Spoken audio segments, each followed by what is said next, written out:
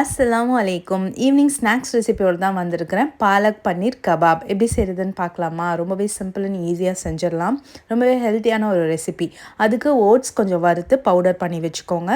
இன்னொரு பேனில் கொஞ்சமாக வெண்ணெய் போட்டு பாலக்கீரையை நல்லா டிப் பண்ணி எடுத்து அதை ஃபைன் பேஸ்ட்டாக அரைச்சி வச்சுக்கோங்க. இப்போ ஒரு பவுலில் மசிச்ச உருளைக்கிழங்கு கூட வெங்காயம், பாலக்கீரை பேஸ்ட்டு, பச்சை மிளகா, பூண்டு, அது கூடவே மசாலாஸ் வறுத்த ஜீரக பொடி, மிளகாய்த்தூள், தனியாத்தூள், கொஞ்சமாக உப்பு, அது கூடவே சாட் மசாலா சேர்த்து நல்லா ஃபைனாக மிக்ஸ் பண்ணி எடுத்து ஓரமாக வச்சுக்கோங்க.